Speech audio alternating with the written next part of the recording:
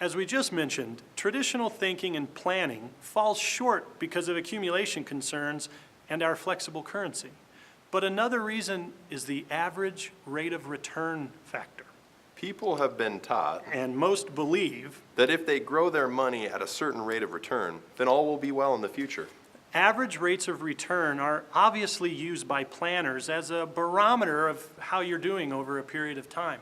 They also use historical rates of return as if they were some indication of the future. Now, past performance can be an indication of stability, management, and success. However, it really offers at best a glimmer of possible performance in the future. When you buy an investment, your performance history starts that day, not 10 years ago. The average can be a performance measurement, but the reality is that you cannot spend average rate of return. You can only spend money, what we call the actual rate of return. Now, there's a big difference. Averages can also be very misleading and confusing when used for a measurement of your success. You see, everyone looks for that positive rate of return, but those returns create a false sense of security. Yeah, it's like a fuzzbuster on your dashboard. Okay, so let's look at these two examples. The math here is pretty easy. Let's say you had $100,000 in an investment account and you unfortunately took a 25% loss. How much do you have now, Kelly? $75,000. That's right. You gained 25% now. Are you back to 100? Nope. You're at $93,750 because you earned 25% on the $75,000, which is of course less than the 100. Yeah, I mean, here's the point. You've averaged 0%, but your actual rate of return was negative. Your planner or whoever was trying to sell you the prospectus could look you in the eye and claim that over the last 2 difficult years, they've averaged 0% as if there were no losses in their portfolio. Yeah, that's right, Kelly. I mean, you must understand that the average rate of return is just math, but the actual rate of return is money. But more importantly, it's your money. Okay, let's take a look at a second example. You have $1,000 invested for 2 years. This is a little quiz, and you average 20%. At the end of the 2 years, how much do you have in your account?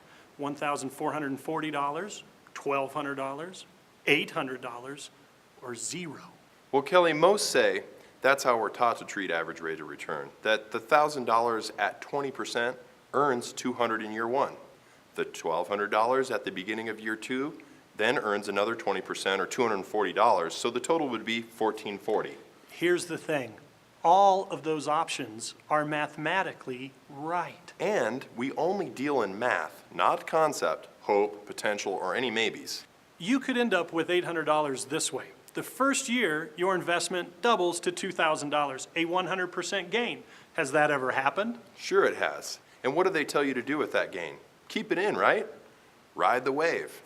Unfortunately, year 2, you lose 60% or $1,200 of that $2,000.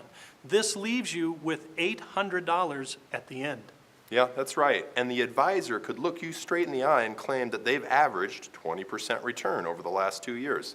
They could even put it in their brochures or prospectuses. You see, a 100% gain, a 60% loss, that's a 20% average. But you lost $200. Your actual rate of return was negative. The average means nothing. It is only the actual that you must learn to calculate and concern yourself with. But take a guess which one all the experts and the good old cable TV crew likes to use. Just as the accumulation factor, the rate of return factor has many variables and many moving parts.